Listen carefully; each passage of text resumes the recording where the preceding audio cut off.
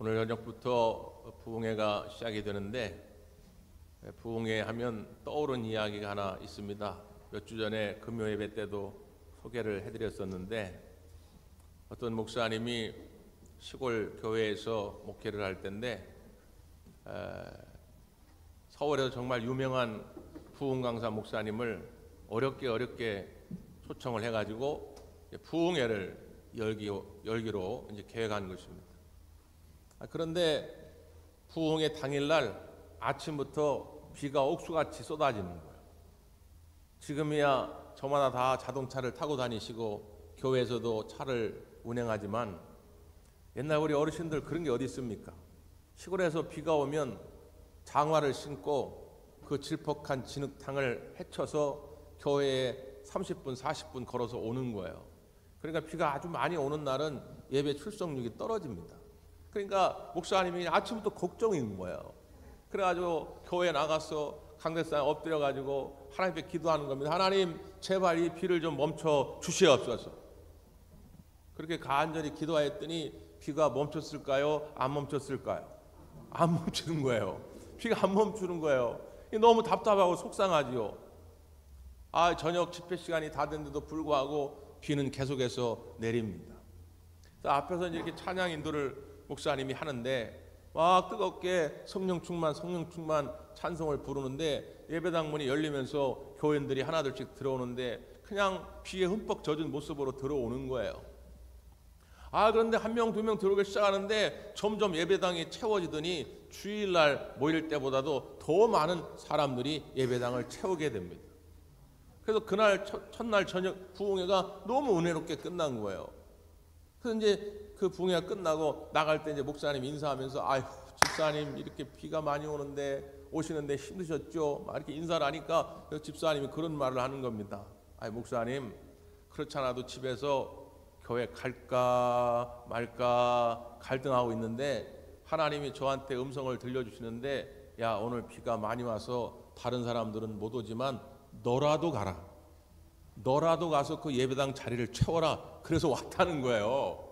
그때 옆에 있던 다른 권사님이 나도 그랬는데? 다른 집사님이 나도 그랬는데? 하나님이 다 찾아가 신방 가셔가지고 다 그렇게 음성을 들려줘가지고 그래 이렇게 비 많이 올 때 다른 사람은 저 권사님은 나이 많아서 못 오실 거고 그 집사님은 너무 멀어서 못 올 텐데 그럼 나라도 가자. 그래서 왔다는 거예요.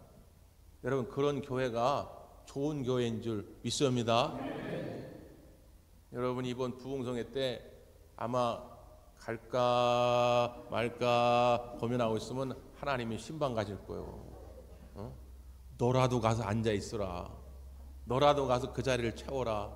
하나님이 반드시 그렇게 음성을 들려주실 것이니까 여러분 고민하지 말고 이번 부흥성의 은혜를 사모하는 마음으로 모일 수 있기를 바랍니다.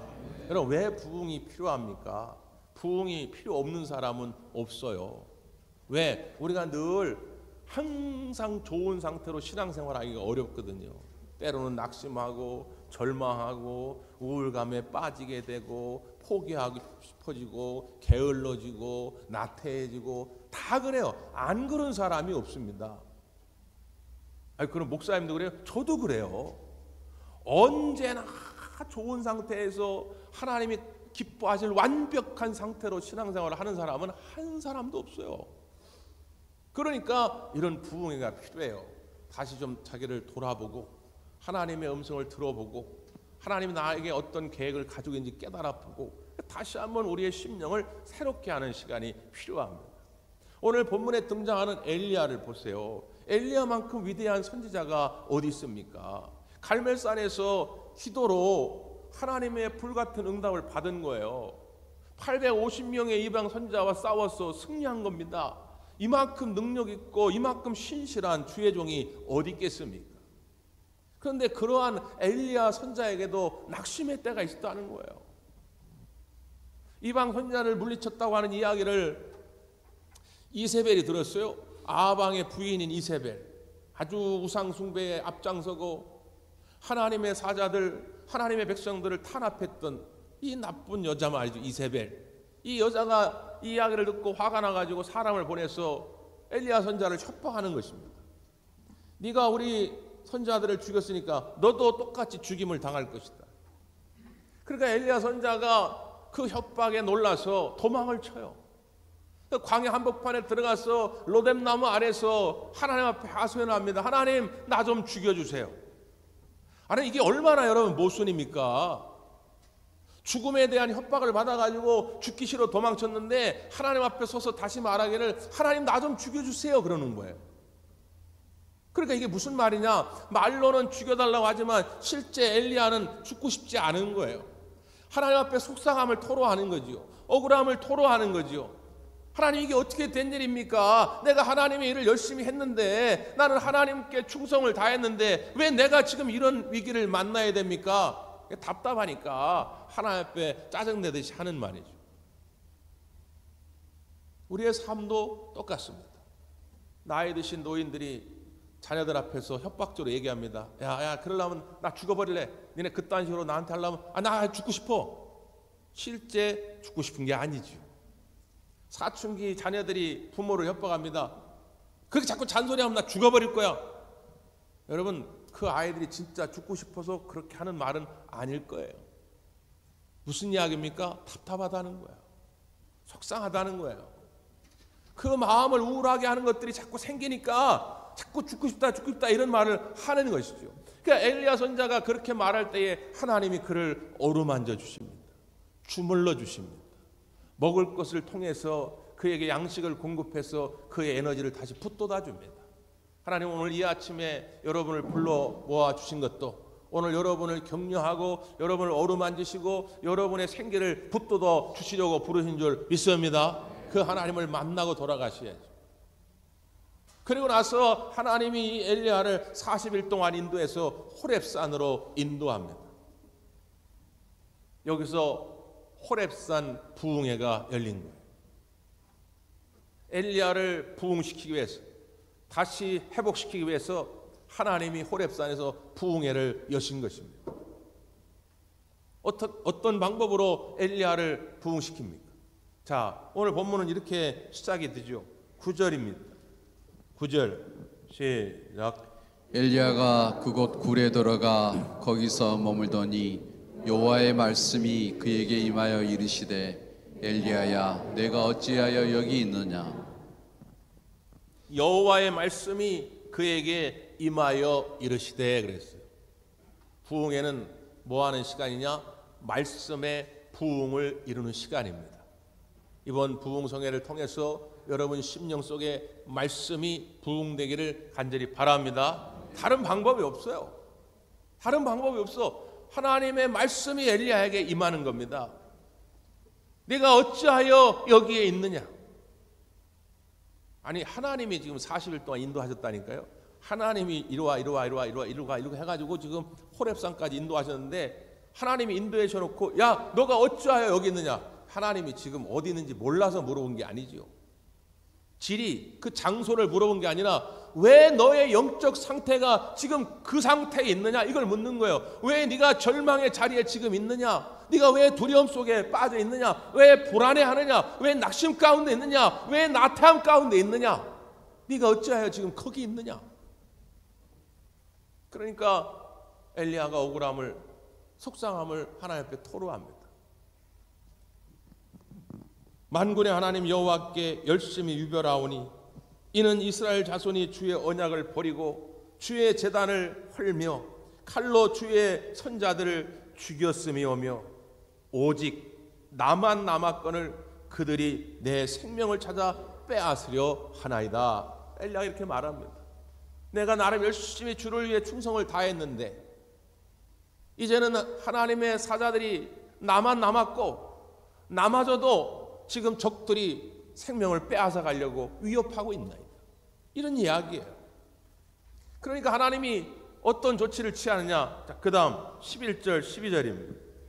11절 12절 시작. 여호와께서 이르시되 너는 나가서 여호와 앞에서 산에 서라 하시더니 여호와께서 지나가시는데 여호와 앞에 크고 강한 바람이 산을 가르고 바위를 부수나 바람 가운데 여호와께서 계시지 아니하며 바람 후에 지진이 있으나 지진 가운데에서도 여호와께서 계시지 아니하며 또 지진 후에 불이 있으나 불 가운데에도 여호와께서 계시지 아니하더니 불 후에 세미한 소리가 있는지라. 아멘. 자, 여기 서라. 너 서서 나를 잘 보고 있어. 내가 어떻게 나타나나 잘 보고 있어. 근데 갑자기 큰 바람이 일어납니다. 바위를 깨는 큰 바람이 일어나요. 태풍 같은 바람이, 허리케인 같은 바람이 일어나는 것입니다. 그러니까 그 바람을 보면서 그 바람 가운데 하나님이 계신가? 그러고 자세히 봤어요. 하나님이 계시지 않다는 거예요. 그 다음에 갑자기 땅이 막 흔들리더니 지진이 일어납니다. 막 땅이 갈라집니다. 엘리야가 깜짝 놀라서 저 지진 가운데 하나님이 계신가? 하고 이렇게 봤더니 안 계시더라는 거예요. 그리고 나더니 이제 불이 일어납니다. 모세도 떨기나무 가운데서 그 불꽃 가운데 임하신 하나님을 만났는데 하나님이 또 불꽃 가운데 임하시나 하고 그 불을 자세히 들여다보았는데 그 불 가운데도 하나님이 계시지 않더라는 거예요. 그리고 나서 무엇이 들렸어요? 세미한 소리가 들렸다는 거예요. 그 세미한 소리 가운데 하나님이 함께 하시더라는 것입니다. 이게 무슨 뜻일까요? 바람 가운데도 안 계시고 지진 가운데도 안 계시고 불꽃 가운데도 안 계셨는데 세미한 소리 가운데 하나님이 계셨다는 거예요. 이게 무슨 말이죠? 여러분, 엘리야는 그런 마음을 가졌을 겁니다. 하나님 나 억울해요. 하나님 나 지금 불안해요. 하나님 짜증나 죽겠어요. 하나님 빨리 큰 바람을 일으켜가지고 저 못돼먹은 아합왕과 이세벨을 당장 쳐 주시옵소서. 허리케인 같은 태풍 오면 말이지 그 궁궐을 다 박살나고 다 저 아합하고 이세벨하고 그냥 날라버려가지고 어디 안 보이게 좀 어떻게 좀 해주십시오. 아니면 옛날 불순종했던 의심했던 고라 일당을 하나님 땅을 갈라가지고 지진을 일으켜서 땅속으로 삼켰듯이 저 이세벨 아주 땅속으로 하나님 좀 삼켜 주시옵소서. 그런 마음이 생기겠죠. 하나님, 아니면 불이 임해가지고 소돔과 고모라를 불로써 심판한 것처럼 불로써 저들을 좀 심판해 주시옵소서. 그럼 막 속이 시원할 것 같고 말이죠. 여러분, 이게 엘리야뿐만 아니라 우리들의 마음 아닙니까? 일이 잘 안 풀릴 때, 억울한 일이 생길 때, 낙심의 문제가 생겼을 때 하나님이 뭔가 좀 그렇게 큰 능력으로 내 눈앞에 보여지기를 원하는 것 아니겠어요? 근데 하나님은 뭐라고 응답하시는 겁니까? 그게 아니다. 그런 걸로 되는 게 아니야. 지금 너가 부흥을 하려면, 네가 다시 살아나려면 뭐가 필요하냐? 하나님의 세미한 음성을 들어야 한다는 것입니다. 하나님의 세미한 음성을 들을 수만 있다면 넌 지금 살아날 수 있다는 거예요. 걱정하지 마라. 네 마음에 어떤 낙심과 불안한 문제가 생겼든, 네 몸이 어떤 질병에 걸렸든, 네 사업이 어떻게 어려움에 처해 있든, 너의 가정이 어떤 문제로 고민하든 걱정하지 마. 하나님의 말씀의 부흥만 일어나면 넌 다시 살아날 수 있다. 너의 가정이 살아날 수 있다. 이것이 하나님의 응답인 줄 믿습니다. 말씀의 부흥을 꿈꿔야 돼요. 문제 해답은 여기 있는데 사람은 자꾸 엉뚱한 데 가지고 해답을 찾는 거예요. 말씀의 부흥은 관심도 없어요. 하나님의 말씀은 들으려고 하지 않습니다. 들어도 그냥 한 귀로 흘려버리려고 그래요. 그러니까 문제가 완전히 해결이 안 되는 거예요. 하나님의 세미한 음성을 들을 수만 있다면 이 모든 것으로부터 내가 자유해질 수 있다는 거예요. 한국 기독교 출판협회 회장이신 박종태 장로님이 계십니다. 이분이 젊은 시절 어떻게 하면 주일 성수를 잘하고, 어떻게 하면 11조 생활도 잘하고, 어떻게 하면 하나님을 잘 섬길 수 있을까, 그런 고민 끝에 직장을 알아보는데 쉽지가 않은 거예요. 그렇게 하나님 앞에 쓰임받고 싶은데 이걸 다 만족시키는 일터가 많지 않잖아요. 그래서 고민하다가 기독교 출판사에 취업을 하게 됩니다. 그로부터 해서 지금까지 42년 동안 이 기독교 출판 일을 하게 돼요. 근데 이 출판이라는 게 어렵죠. 특히나 2000년대 들어서면서 이제 우리가 다 스마트폰을 하나씩 갖게 되고 점점 종이 활자 문화가 사라져가기 때문에 출판하기가 더 어려워요. 책이 잘 안 팔립니다. 그 어려움이 많을 때마다 이 장로님이 그런 고백을 하더라고요. 내가 붙잡는 하나님의 말씀이 있습니다. 이 시편 42편 5절의 말씀입니다. 내 영혼아 어찌하여 낙심하며 어찌하여 내 속에서 불안해하는가. 너는 하나님께 소망을 두라. 그가 나타나 도우심으로 말미암아 그를 여전히 찬송하리로다. 아무리 어렵고 힘든 일이 있어도 이 말씀을 붙잡으면 힘이 솟아나는 거예요. 너는 왜 불안해하느냐? 왜 낙심해하느냐? 하나님께 소망을 둬라. 그러면 하나님이 반드시 어떤 모양으로도 나타나 도우시더라는 거예요. 그래서 시간이 지나고 1년 전에는 어려웠지만 2년 전에는 어려웠지만 결국 하나님의 도우심으로 그 어려움을 다 헤쳐나가고 여전히 하나님께 찬송하고 하나님께 감사하는 시간을 갖게 되더라는 것입니다. 하나님의 말씀은 1.1에게 변함도 없이 오늘 이 시간에도 우리의 삶 가운데 이루어질 줄 믿습니다. 그 하나님의 음성을 들으셔야 돼요. 그 시간이 특별히 이번 부흥회입니다. 집중적으로 하나님의 음성을 듣는 시간이에요. 해보십시오.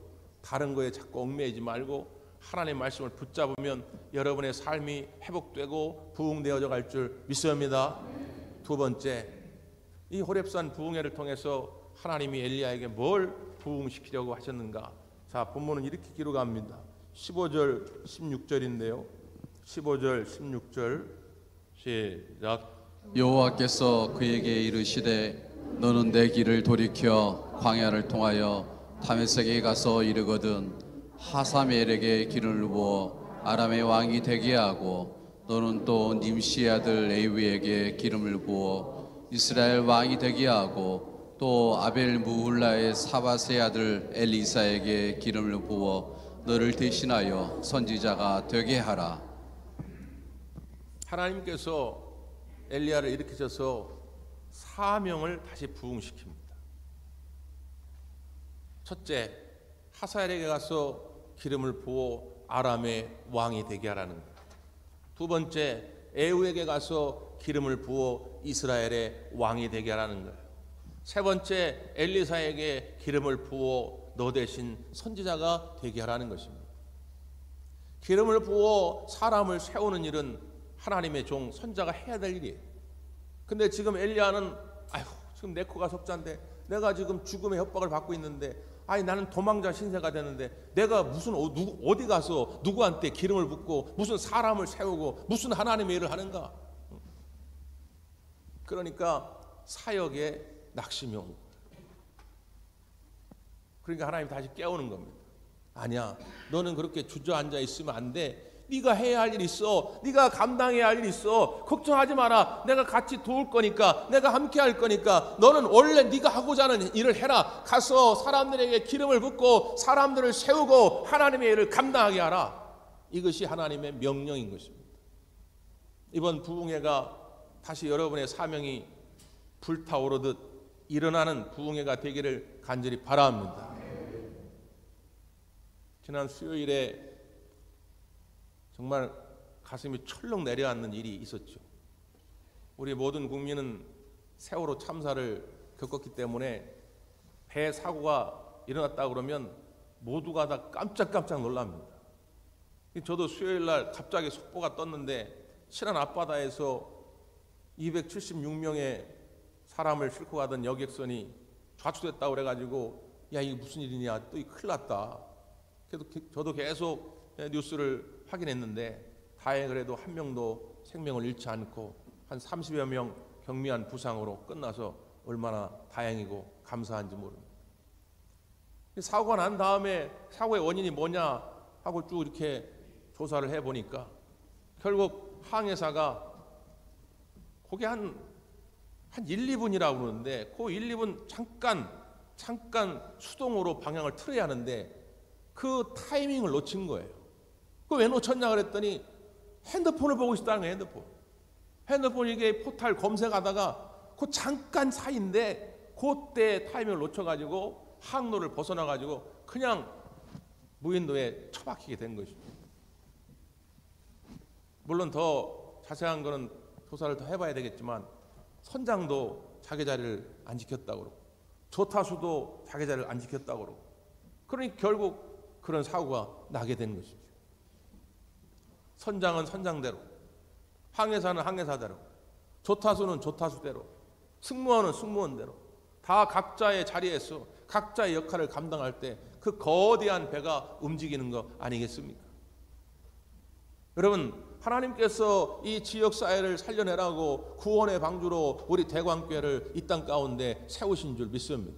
이 구원의 방주가 굴러가기 위해서는 각자 저마다의 자리에서 하나님 주신 달란트를 가지고 저마다의 역할을 감당하는 것입니다. 나 하나쯤 안 하면 어때? 라고 하는 마음을 갖게 되면 이 구원의 방주는 엉뚱한 방향으로 갈 수밖에 없어요. 나 하나쯤이 아니라 나 하나라도 하나님이 맡겨진 자리에서 내 사명을 감당하고자 할 때에 우리 대광교회가 부흥해 가고 하나님 맡겨진 사명을 온전히 감당하게 될 줄 믿습니다. 오랜만에 한번 할까요? 우리 교회 좋은 교회, 대광교회 좋은 교회. 우리 교회 좋은 교회, 대광교회 좋은 교회. 말만 그렇게 하시고 뭐가 좋은 교회입니까?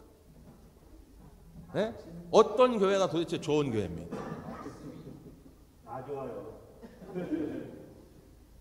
좋은 교회가 되려면 주님의 일을 하면 내일로 여기고 기쁨으로 달려나와서 주님께 헌신할 일꾼들이 많은 교회가 좋은 교회입니다. 우리 교회는 그런 교회입니다. 최근에 여선교회 임원진을 꾸리는데 임원진을 못 꾸려가지고 막 애가 탄다는 이야기를 들을 때 저 얼마나 속상한지 몰라요. 우리 교회는 원래 그런 교회가 아닌데 옛날에 막 서로 회장도 하려고 그러고 서로 막 임원도 하려고 그러고 서로 주님의 일을 하려고 그러고 목사님 나 좀 시켜주세요. 나 좀 시켜주세요. 이게 우리 대광교회 전통인데 우리 인천북지방 모든 목회자가 저를 볼 때마다 대광교회는 일꾼이 많아 좋겠다고 말이지. 우리는 일꾼이 없어가지고 이제 밥도 못 한다고. 근데 대광이 어떻게 이렇게 일꾼이 많냐고. 그런 교회인데 왜 우리 교회가 이렇게 됐지? 얼마나 하나님 앞에 부끄럽고 몸둘 바를 모르겠어요. 사랑하는 성도 여러분, 다시 사명의 부흥이 일어나야 됩니다. 돈 많고 재주 많고 시간 많고 이런 사람이 하는 거 아니에요. 은혜를 충만히 받은 자가, 성령의 충만함을 받은 자가 하나님의 일을 감당하게 되는 줄 믿습니다. 나는 뭐가 없어서 못한다? 그건 핑계일 뿐이에요.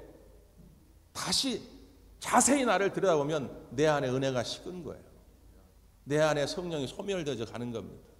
하나님을 향한 사랑이 식어진 거예요. 이걸 깨우는 시간이 부흥회입니다. 이번 부흥성회를 통해서 하나님은 반드시 은혜를 우리에게 부어주실 것이고 다시 하나님을 향한 사랑을 뜨겁게 회복시킬 줄 믿습니다. 반드시 그 인물들이 나올 거예요. 제가 목회를 하는 동안도 다 그랬거든요. 매년 부흥회 때마다 은혜 충만함을 받고 주님 앞에 헌신한 일꾼들이 세워졌습니다. 저는 오늘 부흥성회를 통해서 다시 그 일꾼들이 세워질 것을 기대하면서 기도하고 있어요. 여러분도 사모하는 마음으로 나올 수 있기를 바랍니다. 어떤 일간지에 한 부인이 노숙자 무료 급식소에서 봉사하는 그런 이야기가 나왔는데 자기 몸이 아플 때에도 한겨울에 추울 때에도 한 번도 빠지지 않고 그 노숙자 무료 급식에 나와서 하여튼 최선을 다해서 헌신을 해요. 그래서 그 기자가 그걸 취재를 한 거예요. 그래서 뭐 이런저런 얘기하다가 왜 이런 일을 시작했는지 동기를 이제 묻는데 사실은 자기가 젊은 시절에 죽순이었다는 거예요. 죽순이, 여러분 죽순이 아십니까? 죽순이를 아시는 분은 약간 수상한 분들이에요. 죽순이가 뭐냐면 나이트클럽에서 그냥 사는 사람이에요. 나이트클럽에서 그냥 죽치고 앉아있다고 그래가지고 죽순인 거예요. 거의 매일 나이트클럽을 갔다는 거예요, 자기가. 그래서 어떤 때는 일주일에 매일 다른 남자랑 놀았다는 거예요. 그게 그렇게 재밌었다는 거예요. 그리고 집안도 부유하고 자기도 돈을 많이 벌었기 때문에 매일 외제차 끌고 다니고 명품 가방 들고 다니고 그냥 그게 그렇게 재밌었다는 거예요. 그런데 그렇게 몇 년을 살다 어느 날 갑자기 마음속에 허망함이 들더라는 거예요. 이게 뭐지? 이게 인생인가? 그러면서 마음에 우울함이 찾아오는데 밖에 나가고 싶지도 않더라는 거예요. 사람을 만나고 싶지도 않다는 거예요. 인생의 모든 의욕이 그냥 꺾여버린 거예요. 그러다가 어떤 이의 소개로 이 노숙자 무료급식 봉사를 알게 된 거예요. 거기 한번 가보자. 가보면 네 인생이 달라질 수 있다. 그래서 나와서 그때부터 지금까지 안 빠지고 이걸 하는 거예요. 그러면 어떻게 이렇게 꾸준하게 이 봉사를 하실 수 있냐고 그러니까 그분이 뭐라고 대답하냐면 아유 봉사라고 하지 마세요. 이 시간은 제가 기쁨을 찾는 시간입니다. 이 시간이 저한테는 얼마나 소중하고 얼마나 기쁜 시간인지 몰라요. 저는 누구를 위해서 봉사하는 게 아니라 나의 기쁨을 찾는 시간입니다. 이런 말을 해요. 여러분 우리가 하나님 앞에 택함을 받고 부름을 받아서 하나님의 일을 한다는 게 얼마나 큰 기쁨입니까? 그 기쁨이 있는 시간을 왜 멀리하려고 하십니까? 그 기쁨의 시간이 얼마나 좋은 건데 자꾸 그 선한 것들을 좋은 것들을 발로 내팽개치려고 합니다. 하나님이 여러분을 부르실 때 나쁜 거 주시려고 부르시겠어요? 여러분을 안 되게 하려고 부르시겠어요? 하나님이 여러분을 부르시고 여러분을 택하시면 여러분에게 좋은 것을 주시려고 하늘의 신령한 복을 주시려고 부르신 줄 믿습니다. 그래서 기쁜 마음으로 주님 앞에 나오는 거죠. 근데 문제는 뭐냐면 왜 이게 잘 안 될까? 목회하면서도 늘 그게 고민입니다. 분명히 작년까지, 분명히 지난달까지, 분명히 어제까지 아주 열심히 하던 분이에요. 지난 10년, 20년을 아주 열심히 하던 분이에요. 근데 어느 갑자기 꺾여요.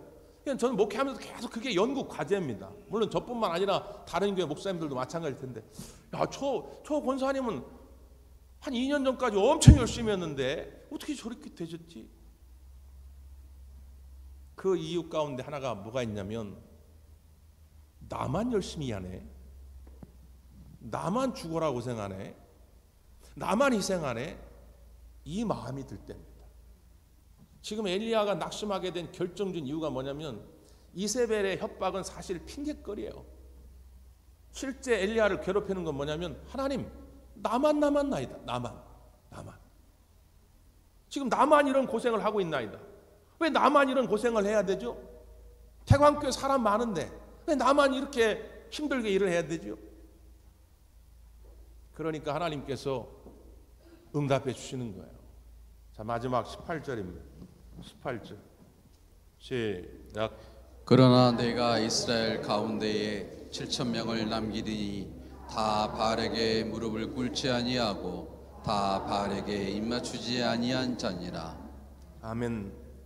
너만 혼자 있는 것 아니고 아직도 바알에 절하지 아니하고 굴복하지 아니하고 끝까지 나는 하나님만 섬기고 사랑하겠다고 하는 사람들이 7,000명이나 있다. 7,000명. 정확히 7,000명이라고 하는 것보다는 하나님이 뭘 강조한 거예요? 7은 완전수고 10, 100, 1000은 충만수입니다. 하나님의 일을 감당하기에 부족하지 않은 사람이 충분히 있다는 거예요. 충분히. 문제는 뭐예요? 엘리야가 낙심하게 될 때 그 사람들이 안 보이는 거예요. 엘리야 주변에도 지금 그런 사람들이 있는데 안 보이는 거예요. 우리가 잘 아는 것처럼 바로 그 다음 구절에 누구를 만나냐? 엘리사를 만나잖아요. 엘리사도 금방 찾으면 찾을 수 있는 지근거리에 있는 사람이에요. 근데 안 보이는 거예요. 안 보여요. 여러분 믿음의 눈을 뜨시고 사랑의 눈을 뜨시고 하나님이 여러분과 함께하라고 여러분에게 붙여주신 동역자들이 보여지기를 바랍니다. 네. 주저하지 마시고 부끄러워하지 마시고 손 한 번만 내밀어 보세요. 집사님, 권사님 이번에 우리가 이런 사역하는데 한 번만 좀 와주실래? 한 번만 좀 도와주실래? 그렇게 한 번만 얘기하면 여러분을 도울 지금 천사들이 수두룩하다 그 말이에요. 그런데 내가 낙심하고 혼자 그냥 아이고 왜 나만 죽도록 고생하고 있니? 이 추운데 말이지. 이렇게 하면 나만 힘들어져요. 이번 부흥성에 기도할 때 하나님 분명히 여러분 눈에 보여지게 할 겁니다. 아, 저 집사님 있었지. 아, 맞아, 저 권사님 있었지. 아, 저 장로님 계셨지. 내 눈에 보여지는 부흥성이 될 거예요. 그러니까 여러분 이번 부흥성에 여러분 심령이 부흥되기를 바라고 여러분 가정이 부흥되기를 바라고 여러분의 직장이 부흥되기를 바랍니다. 그러기 위해서 무엇보다 말씀의 부흥, 사명의 부흥이 있기를 간절히 바랍니다. 기도하겠습니다. 고마우신